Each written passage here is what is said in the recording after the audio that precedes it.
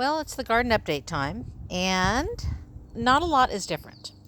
So the nice thing is that in every section of my little greens bed here, things are growing. Finally, starting to see that Swiss chard come through. I'm not too worried about it because certainly I should do a second planting of Swiss chard anyway, just to have it later in the season as well. And a lot of stuff is not really filling in a lot, so I may overplant some of that.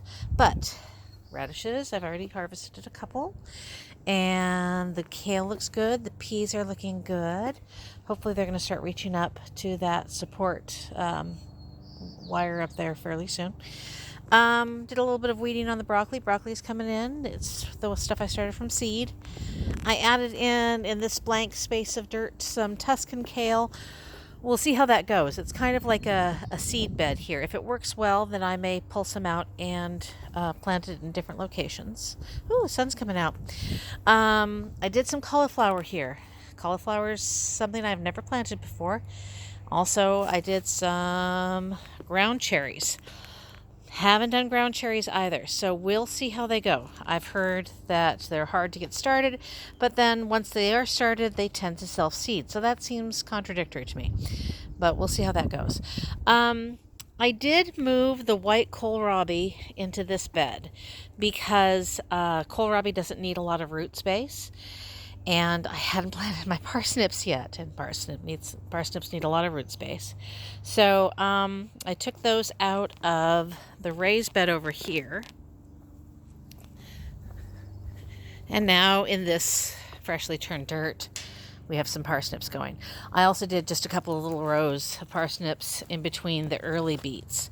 So hopefully, when I harvest those beets, we'll be able to see those parsnips growing.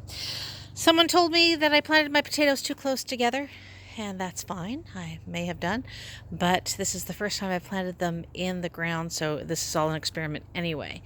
Got a couple of beans coming up, but not very many, so I'm going to do a second sowing of bush beans, I've decided. So far, all of the tomatoes are still alive. And this is new. This is nice and new. Well, it's newish.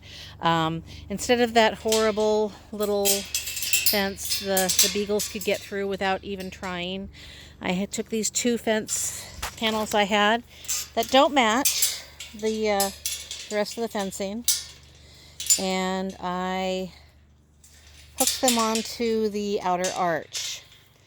So it looks, I'll stand back a little bit here because without falling over, that's the goal.